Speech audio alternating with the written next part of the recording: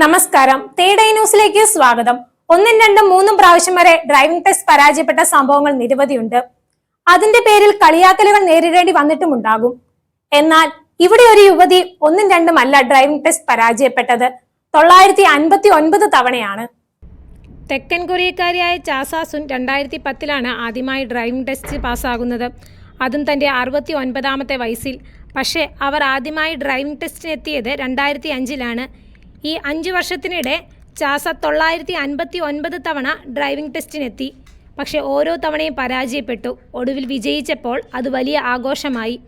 എന്നാൽ നീണ്ട പരാജയത്തിന് ശേഷമുള്ള ആ വിജയം കഴിഞ്ഞ ദിവസം സമൂഹമാധ്യമങ്ങളിൽ പങ്കുവെക്കപ്പെട്ടതിന് പിന്നാലെ ലോക ശ്രദ്ധ ആകർഷിച്ചു. ചാ സാ സുൻ ആദ്യമായി ലൈസൻസ് ടെസ്റ്റിനെത്തിയത് 2005 ഏപ്രിൽ മാസത്തിലാണ്. ആദ്യ ശ്രമം പരാജയപ്പെട്ടപ്പോൾ തൊട്ടടുത്ത ദിവസം അവർ വീണ്ടും ടെസ്റ്റിനെത്തി. അങ്ങനെ ആഴ്ചയിൽ 5 തവണയും പരാജയപ്പെട്ടപ്പോൾ അവർ അടുത്ത ആഴ്ചയും അതുതന്നെ ആവർത്തിച്ചു. അങ്ങനെ ആഴ്ചയിൽ 5 ദിവസം വെച്ച് 3 വർഷം തുടർച്ചയായി അവർ ഡ്രൈവിംഗ് ടെസ്റ്റിനെത്തി. പിന്നെ ചാസയുടെ ആവേശം അല്പം കുറഞ്ഞു. ഒടുവിൽ 860ാമത്തെ തവണ ചാസ തൻ്റെ ഡ്രൈവിംഗ് റിട്ടേൺ ടെസ്റ്റ് പരീക്ഷ പാസ്സായി. പക്ഷേ അതുകൊണ്ടായില്ല. ചാസ വീണ്ടും പ്രാക്ടിക്കൽ ടെസ്റ്റിനായി തയ്യാറെടുത്തു. പക്ഷേ അത് പഴയതിലും പ്രശ്നകരമായിരുന്നു. ഓരോ പ്രാക്ടിക്കൽ ടെസ്റ്റും 10 തവണ വീതം അവർ ചെയ്തു. പക്ഷേ എല്ലാം പരാജയം.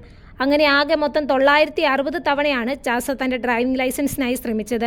അങ്ങനെ 2010 തൻ്റെ 69ാമത്തെ വയസ്സിൽ ചാസയ്ക്ക് ലൈസൻസ് ലഭിച്ചു. ചാസയ്ക്ക് ഡ്രൈവിംഗ് ലൈസൻസ് ലഭിച്ചപ്പോൾ ആ ഓഫീസിലുണ്ടായിരുന്ന എല്ലാവരും അവരുടെ കസേരകളിൽ നിന്ന് എഴുന്നേറ്റ് ചാസയ്ക്ക് പൂക്കൾ നൽകി അഭിനന്ദിക്കുകയും ആലിംഗനം ചെയ്യുകയും ചെയ്തെന്നാണ് റിപ്പോർട്ടുകൾ പറയുന്നത്. ചാസയുടെ കഥ അന്ന് ദേശീയ ശ്രദ്ധ നേടി. ഒടുവിൽ തെക്കൻ കൊറിയൻ കാർ നിർമ്മാതാക്കളായ ഹുണ്ടായി തങ്ങളുടെ ഏറ്റവും പുതിയൊരു കാർ ചാസയ്ക്ക് സമ്മാനമായി നൽകി.